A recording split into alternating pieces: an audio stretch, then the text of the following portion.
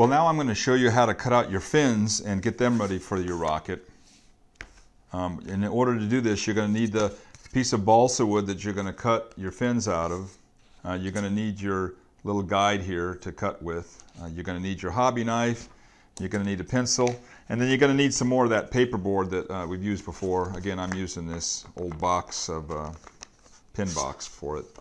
Now, I've already traced out on this this paperboard the fin that I'm going to use for my rocket. I've already designed it. I've traced it out in there. And I just measured very carefully with this guide and laid everything out the way I wanted to lay it out. And so I've drawn the outline.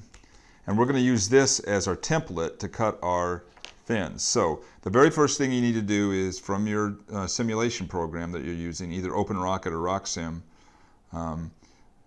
once you've got it designed, get the dimensions of your fins and then lay them out. And just remember how many you need to cut. Did you do a 3-fin or 4-fin? Because you'll need that many. And once you got it laid out, it's a pretty simple process to cut it out.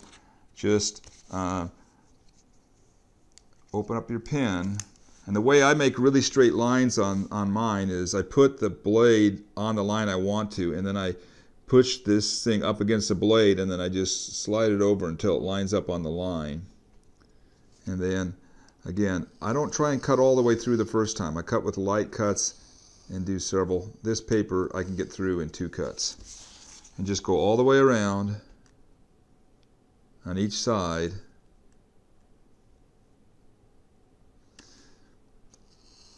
Until you've got your fin pattern cut out.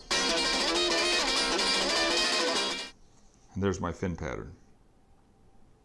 Now I'm going to show you how to cut your fins out of the balsa wood once you got your fin pattern done.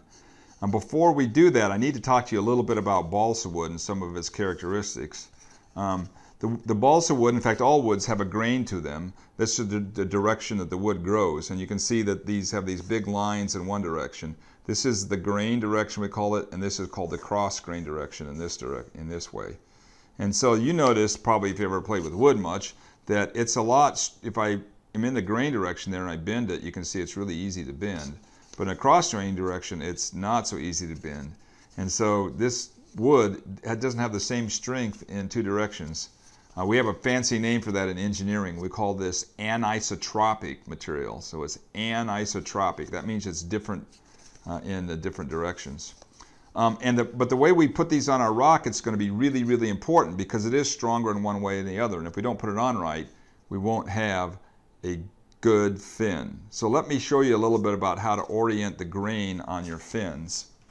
And I'll do that here with an example. So let's say this is my rocket. This is my nose cones up at this end. This is my body tube. Here's the back of the rocket. And let's say I've designed just a really simple trapezoidal fin to fit on there. If I have this end of the fin is what we call the leading edge.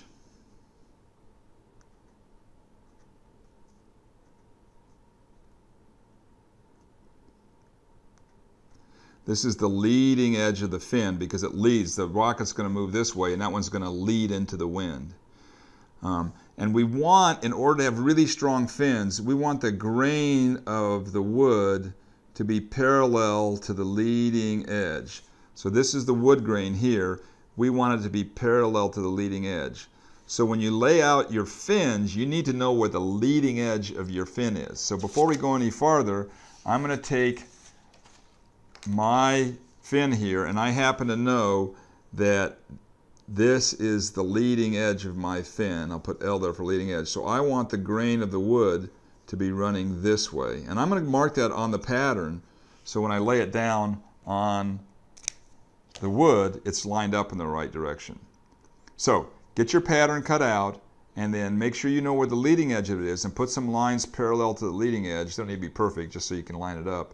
So you know which way to orient this on your wood. And once you've got that done, then we'll lay these out. Okay?